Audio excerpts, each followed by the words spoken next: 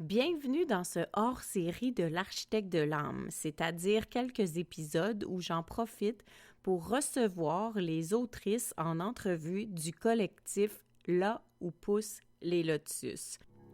Dans ce collectif, les autrices vont venir se mettre à nu pour toi pour parler de leur chapitre en toute vulnérabilité. Mais d'abord, qu'est-ce que c'est Là où poussent les lotus? Tu dois savoir que c'est un collectif d'écriture qui va être inspirant. C'est comme une bible d'inspiration.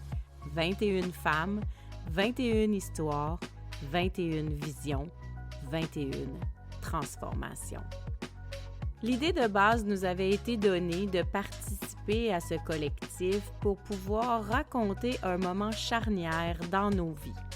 On devait parler de nous en peu de mots, 5000 mots, pour raconter un moment où on a eu des prises de conscience importantes et où notre vie s'est transformée. On appelle ça en anglais le moment game changer.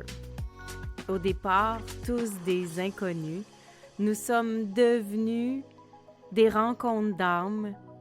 Nous avons laissé la vie nous connecter ensemble pour développer de belles amitiés, pour développer une grande complicité et pour apprendre à se raconter.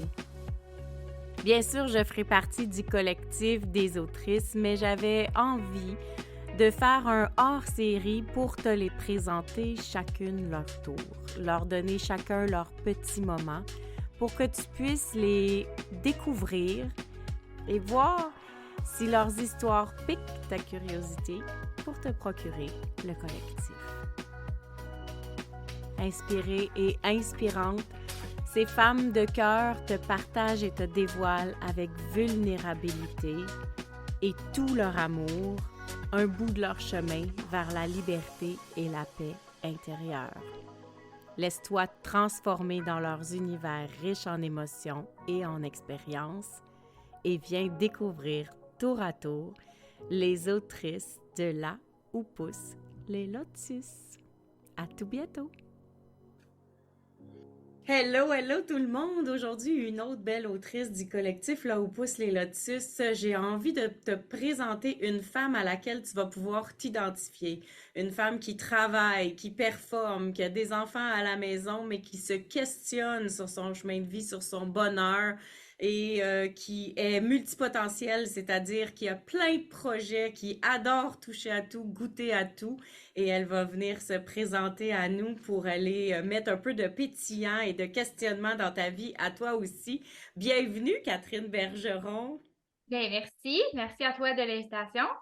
Ça me fait vraiment plaisir. Au départ, j'aime bien que les autrices se présentent d'elles-mêmes. Comment as-tu envie de te présenter aux auditeurs aujourd'hui? Oh mon Dieu. Écoute, mon nom est Catherine, j'ai 40 ans. Je suis une belle maman de deux enfants de 8 et de 11 ans. J'ai une grande fille de 20 ans. Je suis adjointe administrative depuis 20 ans. J'ai coécrit un livre sur la mort de mon conjoint qui est arrivé en février 2020. Je suis représentante de la compagnie Isagenix, une compagnie de perte de poids, de santé, de mieux-être. J'ai une compagnie aussi qui s'appelle Production Cadbury euh, pour, euh, pour faire des soupers spectacles découvertes, qui présentement, c'est pas mal slow dans ce dossier-là, mais peut-être qu'il va renaître un jour de ses cendres, on le sait pas. Fait que voilà, je suis une multipotentielle qui aime toucher à tout, qui aime tester beaucoup de choses dans la vie. Fait que c'est pour ça que professionnellement, c'est difficile pour moi. Je me cache un peu derrière ma performance parce que j'aime ça performer au travail. Fait que c'est une façon à moi de m'identifier. Mais voilà, j'ai hâte de voir ce que la suite de la vie me réserve pour 2024.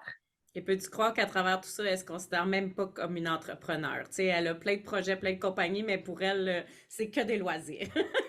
Voilà, exactement ça. Une femme qui croque, hein, dans la vie, qui savoure la vie. Oui, effectivement, parce que chaque étape est importante, chaque prise de conscience est importante. Hier, c'était l'anniversaire de mon conjoint, alors j'ai organisé un petit party surprise. Ça a été rempli de rebondissements, mais chaque étape était importante et chaque étape, je l'ai savourée comme quand tu croques dans une pomme, à dire, OK, c'est ça le processus, c'est ça qui va se passer et tu as le contrôle sur rien dans la vie. Fait que quand tu lâches prise, ben, c'est là que la magie opère et que finalement, on a passé une très belle soirée avec tous les rebondissements qu'il y a eu 10 derniers mois. Ça a été magique comme soirée. Alors, C'était à son surprise de retenir. 40 ans, si je me trompe pas, hein? Oui, exactement. Ah, magnifique! Ouais. Est-ce que tu as trouvé ça challengeant quand le mandat nous a été donné d'écrire sur un moment charnière dans notre vie où toi, ton moment est venu facilement à toi?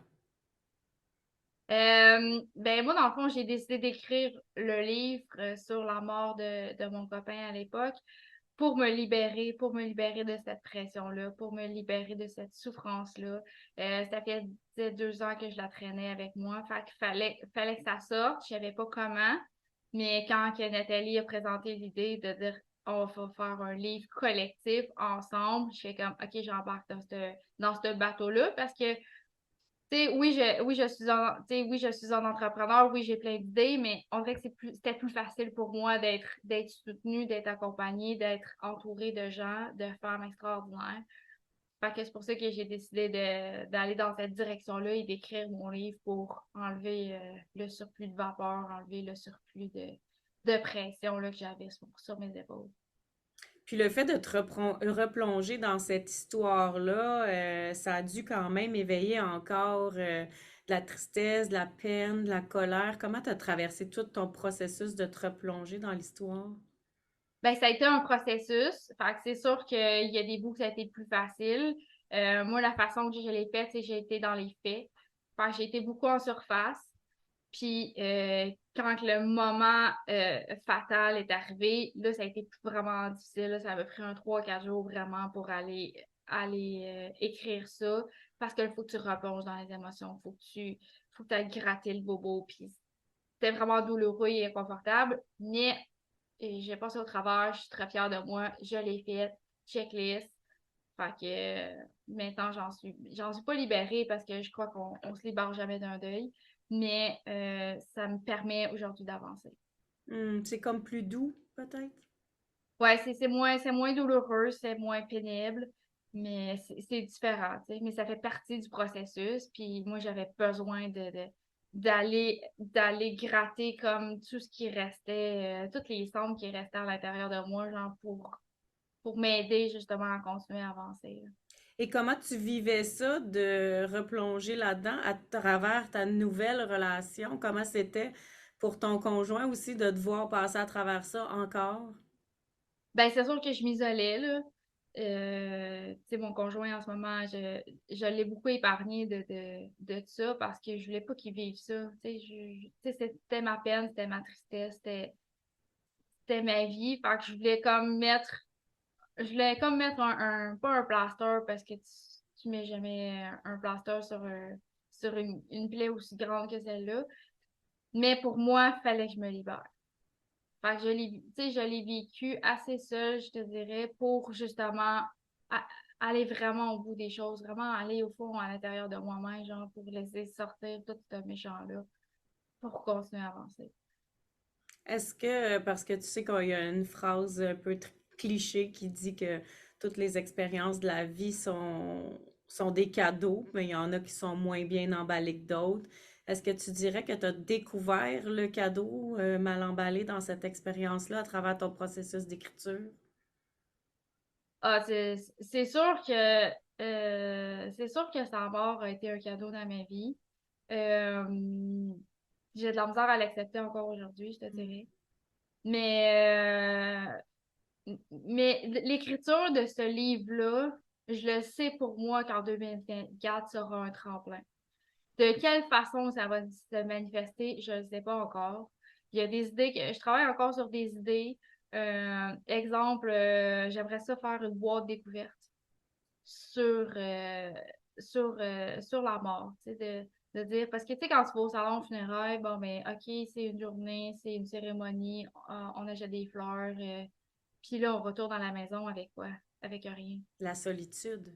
La solitude, la perte, le non-sens, le déséquilibre, tout ce qui va de. Tu sais, c'est comme une claque en pleine face, là, puis tu sais pas comment réagir. Tu sais, c'est comme quand tu. C'est pas comme quand un enfant naît. Quand un enfant naît, tu apprends à le découvrir, tu apprends à grandir avec. Ça vient pas avec un manuel d'instruction, je te l'accorde. Mais tu apprends avec lui. Tu sais. Mais quand tu perds la perte soudaine d'un être cher, tu sais pas comment réagir. Puis souvent, t'as deux choix dans la vie, là. Soit tu t'isoles ou soit tu t'entoures. Fait que pour moi, ça a été de m'entourer. Mais moi, à l'époque, c'était le COVID. Fait que je pouvais même pas m'entourer, je pouvais même pas sortir de chez nous. Fait que ça a été un truc de plus, mais il reste que ça vient pas avec un manuel d'instruction. Fait que tu sais pas comment dealer avec ta peine, tu sais pas comment dealer avec ça. Puis, un coup que les funérailles sont passées, ben, tu te retrouves tout seul avec toi-même, avec ta peine, ta douleur. Tu sais pas comment faire, tu sais pas comment dealer avec ça. Fait que de créer quelque chose, je pense, plus grand que moi-même, ça serait quelque chose de beau, quelque chose de génial que j'aimerais mettre sur pied pour que, justement, au moins, tu puisses avoir quelque chose, tu sais, un réconfort ou ne serait-ce qu'une bougie ou ne serait-ce que, tu sais, que tu prennes un moment pour toi, que tu savoures un thé dans un bain ou que tu écoutes de la méditation ou peu importe, tu sais, peu importe l'avenue, mais il reste qu'il faut que tu prennes soin de toi, puis il faut que tu libères la douleur, puis il faut pas que tu fasses comme moi, là, tu mets pas un couvert sur le chaudron, une viande qui m'arbitre, un jour ou l'autre, ça va te sauter en pleine face. Ouais. Mais moi, c'était ma façon à moi de me protéger. Fait que moi, j'ai été longtemps dans le déni, tu sais. Sauf qu'à un moment donné, assez, c'était assez, là. Donc, tu as choisi de raconter cette histoire-là pour amorcer tranquillement le processus. Fait que libérer avec des mots, ça commence, tu l'as devant toi, tu l'écris, t'as pas le choix de prendre conscience, d'accepter, puis de tranquillement aller avec ça, accepter que c'est là, que tu te sens comme ça, puis accepter aussi qu'il y a d'autres choses qui sont belles qui vont en découler, même si tu sais pas c'est quoi encore. Exactement. Ben, je pense que c'est ça la vie d'un entrepreneur, tu sais, c'est de continuer à avancer malgré le brouillard, tu sais. Mais quand ton objectif est clair et défini dans ta tête, tu es capable d'avancer, tu sais. Mais moi, dans mon cas, moi, j'étais une multipotentielle. Fait que moi, je veux toucher à tout, tu sais, je veux tout faire, je veux tout apprendre. Fait que c'est difficile pour moi de me recentrer, genre, puis d'avoir un objectif, un à la fois, tu sais, c'est ça. C'est ça le défi d'être une multipotentielle. Ouais, vraiment. Et en même temps, t'avais pas le choix de t'isoler puis d'être focus sur une chose à la fois quand tu as voulu écrire ton chapitre parce que c'est quelque chose de puissant comme histoire, puis tu avais un message à livrer, puis tu avais aussi un travail personnel à faire.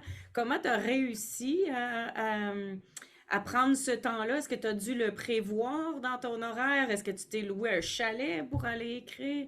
Comment tu t'es donné cet espace-là pour focuser justement sur ton écriture? Ben, c'est sûr que je le faisais beaucoup le soir, mais il y a eu des moments que a fallu que je m'isole. A fallu que je fasse un trou dans l'agenda de dire, OK, que tu le veuilles, que tu le veuilles pas, c'est cette journée-là, c'est à cette heure-là, c'est là que ça se fait. Euh, j'ai eu tendance à voir free, puis à pas vouloir y aller, puis y aller en surface, puis de dire, ben, regarde, je vais y aller en surface, comme ça va être correct, tu sais. Non, c'est ça. Non, il faut pas. Il faut pas. Fallait que j'y aille vraiment à l'intérieur. Fallait vraiment que j'y aille gratter le bobo. Fallait vraiment que je laisse sortir toute cette rage-là, genre, parce que moi, c'était beaucoup de l'incompréhension, tu sais. Hmm. Ouais, Patrick, il voulait partir sa compagnie de transport. Il est mort le vendredi. Le samedi, on s'en allait acheter son camion. Fait, fait que pour moi, c'est un non-sens, tu sais. Tout le monde dit, ah, faut réaliser ses rêves avant qu'il soit trop tard. OK, mais pourquoi il est parti la veille de vouloir réaliser ses rêves? Et j'étais allée rencontrer une voyante il n'y a pas tellement longtemps, puis elle me dit, oui, mais sa mission de vie, elle était terminée. C'est pour ça qu'il a quitté cette terre, tu sais. Il lui restait tant de temps à vivre, puis malheureusement, la date d'expiration est arrivée, fait qu'il a dû quitter, tu sais. Oui, mais OK, mais moi, je fais quoi avec ça? Tu sais, je fais quoi avec cette douleur-là? Je fais quoi avec ce rêve-là que je voulais devenir entrepreneur, puis que là, du jour au lendemain, ça me glisse entre les mains, ça me pète en pleine face. C'était tout mon univers, c'était tout mon équilibre là, qui est parti en mille morceaux, puis a fallu que je me reconstruise, là, veux pas. Puis j'ai rencontré des gens, j'ai rencontré un homme qui était manipulateur, puis je me suis laissé prendre dans ce piège-là parce que j'avais plus d'armes de défense. Hmm. Fait que jusqu'à temps que je dise, OK, mais ça suffit, là. C'est pas cette vie-là que je mérite, genre. C'est pas ce que Patrick aurait voulu, tu sais. Fait Ouais. que là, ressaisis-toi, là, puis change de vie complètement, puis change de ville, change de job, change tout de A à Z de ta vie, puis repars à neuf. Pas à zéro, à neuf. Hmm. Parce que c'est pas à zéro, parce qu'on repart avec tu sais, on reste toujours avec un bagage derrière nous. Mais c'est juste de repartir dans une direction différente. Est-ce que tu penses que l'écriture de ton chapitre a été assez pour toi ou on risque de te revoir comme autrice pour ton livre pour vraiment aller détailler toute cette histoire-là encore plus? Je sais pas. Je sais pas si j'ai goût de replonger là-dedans. Je sais pas si j'ai goût de réécrire un autre livre. Pour l'instant, dans ma tête, je te dirais que je me concentre sur le lancement du livre. Fait que pour moi, j'aimerais ça faire un bel événement avec ça. J'aimerais ça faire une boîte découverte avec ce lancement-là. Puis c'est difficile pour moi de me projeter dans l'avenir. Fait que je sais pas. Je sais pas s'il y aura une suite. Je sais pas s'il y aura un autre livre. Mais ce que je sais, c'est que je veux vivre les étapes une à une. Je veux les savourer une à une. Puis je veux les vivre une à une. Fait que s'il y a de la douleur, il y a de la douleur. S'il y a de la rage, il y a de la rage. Puis tu sais, je veux comme tout laisser sortir qu'est-ce qu'il y a à sortir. Puis je suis pas inquiète pour la suite, là. Je suis sûre que je vais avoir mes réponses.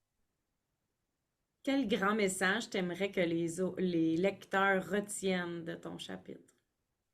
Le message, c'est que on n'est pas seul. On n'est jamais seul, en fait. Puis, tu as t'as le droit d'avoir de la peine, tu as le droit d'avoir de la rage, tu as le droit d'avoir de la colère. Mais s'il vous plaît, laisse-la sortir. Laisse-la s'évacuer. Laisse-la prendre toute sa place. Puis, faites pas comme moi. Ne soyez pas dans le déni et mettez pas un couvercle sur un chaudron d'eau bouillante parce que tôt ou tard, il va vous sauter en pleine face. Fait que ce que j'ai beaucoup, tu sais, ce que j'ai goût de dire, c'est beaucoup d'amour, beaucoup de bienveillance, beaucoup de temps. Laissez le temps aller. Le temps va vous donner les réponses. Hmm. On entend ça souvent, hein? Laisse le temps faire les choses, laisse le temps au temps de faire son temps, mais quand on est là-dedans, on le trouve-tu long, le temps? Effectivement, on trouve le temps long, puis on ne sait pas comment faire, on ne sait pas comment réagir, on ne sait pas comment dealer avec la douleur. Tu sais, c'est ça mon message. Tu sais pas quoi faire avec ça, tu sais. C'est pas Puis comme ton meilleur truc, ça serait quoi? Juste, mettons, t'en avais un à laisser, à léguer un truc ou pour vraiment un truc pour être un peu plus patient, là, tu sais, pour être capable de dealer justement avec ce temps-là qui passe pas, cette douleur-là qui passe pas. Ah, il n'y a pas grand-chose à faire autre que laisser le temps aller, tu sais. Mais c'est beaucoup Hmm. d'amour envers soi-même, c'est beaucoup de bienveillance envers soi-même, puis tapez-vous pas sa tête, tu sais, puis il y aura des journées plus difficiles que d'autres, puis il y aura des journées plus de bonheur que d'autres, mais c'est d'accepter les choses telles qu'elles sont, tu sais. Si aujourd'hui, tu peux pas te lever de ton lit, ben aujourd'hui, tu peux pas te lever de ton lit. Si demain, tu peux aller prendre un café, ben ça sera une victoire, tu sais. Si après-demain, tu peux aller prendre un bain, ben ça sera une autre victoire, tu sais. Fait que c'est c'est d'écouter ce qui se passe à l'intérieur de soi, puis c'est de laisser aller le flow, puis c'est de s'aimer. Ah, tellement. S'aimer tout le temps, même quand on fait dur, même quand on a de la peine, même quand on est en colère. Voilà. Ah, bravo. Est-ce que tu as un mot de la fin pour nous, Catherine? Ben, je pense que tout a été dit, là, mais je pense que, tu sais, c'est de continuer à croire en vos rêves. Puis, je l'ai dit à multiples reprises, faites-vous, la vie, c'est comme un soleil. Fait que faites-vous un objectif, comme un soleil sur une page blanche. Mettez votre objectif dans votre soleil et tous les rayons qui seront reliés à ça sera le chemin pour parcourir votre rêve. Mais si vous focussez sur l'objectif, si vous focussez sur le soleil, vous allez y arriver, c'est sûr. Malgré tous les obstacles, malgré tous les chemins que vous allez prendre, si vous focussez sur votre objectif, vous allez y arriver. Quelle belle résilience. Merci d'avoir été ici. Si on veut te suivre, on va mettre des liens dans les notes d'épisode pour aller te découvrir sur les réseaux sociaux. Et je te dis un grand merci de oser te dévoiler et te partager dans toute cette belle vulnérabilité-là. Merci, Catherine, d'avoir été avec nous aujourd'hui. Ben, merci à toi. Bonne journée tout le monde. À tout bientôt! Bye! J'aurais jamais cru ça possible si tu m'en avais parlé il y a quelques mois. Et pourtant, voilà, on en est là. Pour certaines, c'est un grand rêve qui prend forme, une vision qui se matérialise ou même un souhait qui se concrétise. Mais pour nous toutes, c'est des histoires qui se déposent. Et enfin, nous pouvons dire que nous sommes devenus des autrices.